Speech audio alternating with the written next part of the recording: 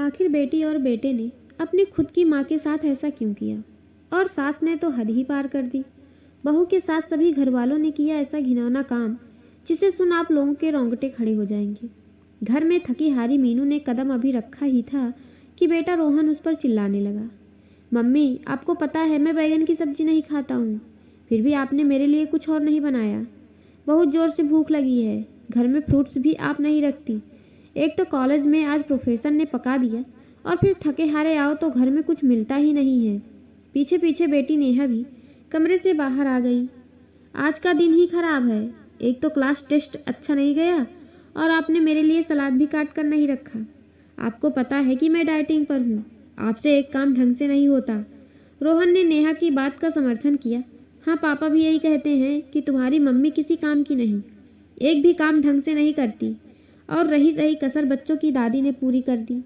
मेरा बेटा कभी गलत कह ही नहीं सकता। 2 ही बच्चे हैं और उनकी भी ज़रूरतों का ख्याल नहीं रख पाती है। कितने दिनों से कह रही हूँ कि मेरे घुटनों में बहुत दर्द है, ऑर्थो तेल ला दो।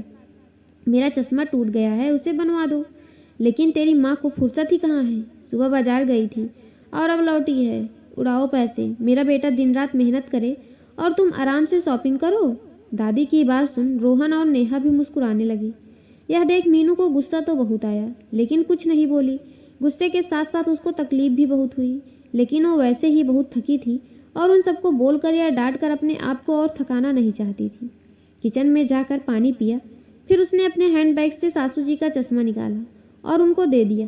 शॉपिंग बैग से ऑर्थो तेल निकालकर उनके सामने रख दिया। फ्रूट्स निकाला और धोकर फ्रूट रोहन को दे दिया और बचा हुआ फ्रूट बास्केट में रख दिया। बाजार से लाई सब्जियां निकालकर बेटी के लिए सलाद काटकर उसे दे दिया और फिर कमरे में चली गई। जरा सा कुछ कहो नहीं, तुम्हारी मम्मी का मुंह फुला जाता है। मेरा सामान लाकर कोई एहसान नहीं किया, मेरे बेटे की कमाई से लाई हूँ, और यही सब पहले कर देती तो मैं भी गुस्सा नहीं करती। फालतू में हम सब का दिमाग खराब कर दिया। लता जी अपनी झेप मिटाने के लिए भी मीनू को ही दोष दे रही थी। अब तो यह हर दिन का तमाशा था। अभी तक आप समझ ही गए होंगे कि मीनू की क्या स्थिति है अपने ही घर में, शायद एक पंचिंग बैग की तरह, जो आता मुक्का मारकर चला जाता। और अब मिलते हैं मीनू के पति जी राघव से।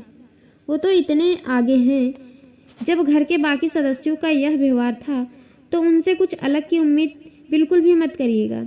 शाम को घर आते ही लता जी ने दिन का सारा ब्यौरा बेटे को सुना दिया कि मीनू की वजह से रोहन और नेहा भूखे रह गए और बाजार से लेट आई तो मैं भी अपना दवा समय से नहीं खा पाई। राघव का मूड ऑफिस में बॉस की डांट के कारण वैसे ही बहुत खराब था और घर पर मीनू की शिकायत, उसका भी सारा गुस्सा मीनू पर फूट पड़ा। यार, तुम पूरा दिन करती क्या हो घर में? मैं ऑफिस में बॉस की डांट सुनूं और घर आकर तुम्हारी काम चोरी की शिकायतें सुनूं? किसी काम की नहीं हो। मेरा घर अगर तुमसे नहीं संभाला जा रहा तो साफ साफ कह दो, मैं नौकर रख लेता हूँ। कम से कम इस रोज रोज की शिकायतों से बच जाऊंगा। मीनू, जिसने अपनी 22 साल की शादी सिर्फ पति, बच्चे, सासू जी और उनके रिश्तेदारों को खुश करने में बिता दिया, आज यह सुनकर उसकी भी सहने की शक्ति पूरी खत्म हो गई।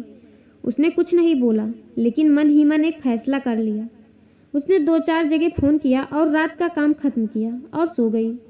सुबह मीनू के घर से एक बार फिर रोहन, नेहा, राघव और लता जी के चिल्लाने की आवाज़ सुनाई दे रही थी। मम्मी, मेरा अंडा, दूध कहाँ है? मुझे आज बस बनाना शेक चाहिए। बहू, मेरे लिए आज इडली बना देना। मीनू, मेरा टिफ़िन और नाश्ता कहाँ है? मीनू किचन से बाहर निकल कर आई। आप सभी को क्या, कैसे और कितना खाना है, इसे बता दीजिए। ये ललिता है, आज से आप सभी की ज़रूरतों का यही ख्याल रखेगी। ये क्या मजाक है मीनू? राघव गुस्से से बोला। हमारे घर में आज तक कोई काम वाली नहीं रखी गई।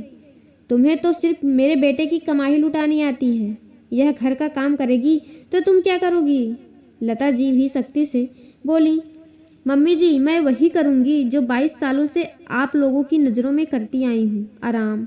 और राघव, आपने ही कल कहा था कि अगर मुझसे आपका घर नहीं संभाला जा रहा तो आपको साफ साफ कह दूँ, आप नौकर रख लेंगे।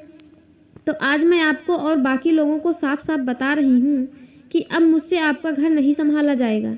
आप सभी को तकलीफ न हो इसलिए ललिता को काम पर रख दिया, क्योंकि अब मैं थक गई हूँ। अब आपको जो चाहिए, जितना चाहिए सब ललिता को समझा दीजिएगा। मीनू, यह क्या नया नाटक शुरू कर दिया? मीनू की बात से बौखलाया राघव गुस्से से बोला, नाटक? यह नाटक नहीं है। नाटक तो आज तक आप लोग सभी मेरे साथ करते आए हैं। आप पति बनने का, सासू जी माँ बनने का, और रोहन नेहा, अब उन्हें क्या कहें? उनको तो माँ का ख्याल ही नहीं। आज तक जिस घर में को अपना समझकर संभालती आई, कल पता चला कि वो तो मेरा है ही नहीं। मेरी औकात इस घर में एक नौकर की है, या फिर शायद उससे भी बदतर। सुबह से लेकर रात तक सिर्फ और सिर्फ आप लोगों के बारे में सोचती, चिंता करती, लेकिन कभी बदले में मीठे दो बोल नहीं मिलते। मम्मी जी, मैं बाजार घर की, आपकी, बच्चों की और आपके बेटे की ज़रूरतों का सामान लेने गई थी। आपके बेटे की कमाई से अपने लिए कुछ नहीं लाई, और न मैंने कभी एक पैसा फालतू उड़ाया। थकी हारी धूप में घर आई, किसी ने एक गिलास पानी भी नहीं पूछा। उल्टा शिकायतों का बैग लेकर सब शुरू हो गए। मुझ पर चिल्लाना, मैंने ये नहीं किया, मैंने वो नहीं किया। रोहन के कॉलेज में कुछ गलत हुआ तो उसका गुस्सा उसने मेरे ऊपर निकाल दिया। नेहा का पेपर खराब हुआ तो उसने भी अपना गुस्सा मुझ पर निकाल दिया, क्योंकि उसमें भी मेरी गलती थी। राघव को बॉस से डांट पड़ी तो उसका फ्रस्ट्रेशन मुझ पर निकाल दिया। और मम्मी जी, इन्हें पता नहीं मुझसे कौन से जन्मों का बैर है। कभी आज तक प्यार के दो मीठे बोल बोले ही नहीं। उनको तो बस ये पता है कि मैं उनके बेटे की कमाई उड़ाती हूँ। आप सभी ने मुझे पंचिंग बैग समझ लिया है। जिसका मन करता है आता है और अपनी भड़ास चिड़चिड़ापन निकाल कर चल देता है। हर बात पर मुझे झिड़क दिया जाता। कभी भी आप लोगों ने मुझसे पूछा कि तुम्हें कोई तकलीफ है, तुम्हारी कोई चाहत है? इसमें आप लोगों की कोई गलती नहीं, क्योंकि हम औरतों को अपनी इज्जत करवाना आता ही नहीं। मम्मी जी, आपका बेटा अगर ऑफिस से मेहनत करता है तो मैं भी दिन रात घर में मेहनत करती हूँ। आपका बेटा सुबह 9 बजे से 5 बजे तक नौकरी करता है, जिसमें संडे के अलावा और भी छुट्टी मिलती है। लेकिन मैं 24/7 और वो भी बिना छुट्टी लिए आपके बेटे का घर संभालती हूँ। सबको उनकी ज़रूरतों का हर चीज़ सही तरीके से मिल जाता है। फिर भी मुझे कहा जाता है कि मैं किसी काम की नहीं, और ना ही मैं ढंग से काम करती हूँ। इसलिए मैं आज और अभी से आपके घर की जिम्मेदारी छोड़ रही हूँ। अपने कमरे में जाते हुए मीनू पलटकर बोलती है, राघव, औरत सारी जिंदगी अपने वजूद को भुलाकर मकान को घर बनाने में लगा देती है, और बदले में सिर्फ यही चाहत रखती है कि घर के सभी सदस्य उसे सम्मान दें, उसे प्यार के दो बोल बोलें। लेकिन अफसोस, मैं पूरे घर की ज़रूरतों का ख्याल रखती हूँ, लेकिन तुम सब मिलकर भी मुझ अकेली का ख्याल न रख सके। सभी की आंखें शर्म से झुक गईं। सच ही तो कहा था मीनू ने। सभी ने जाने अनजाने उसे पंचिंग बैग समझ लिया था। अगर आपके घर वाले भी आपके साथ यही व्यवहार कर रहे हैं तो आप भी पंचिंग बैग बनना बंद कर दें। उतना ही सहिए जितना आप सह सकते हो। कभी किसी के पंचिंग बैग न बने। घर के हर मेंबर को उनकी जिम्मेदारियों के प्रति एहसास करवाना चाहिए और अपनी अहमियत करवानी आनी चाहिए। हर जगह सर नहीं झुका लेना चाहिए, क्योंकि कभी कभी हमारे सीधे होने का लोग फ़ायदा उठा लेते हैं और फिर हमें पंचिंग बैग भी बना देते हैं। तो ऐसा कभी ना बने। अपने आत्मसम्मान के लिए आवाज़ उठाएं।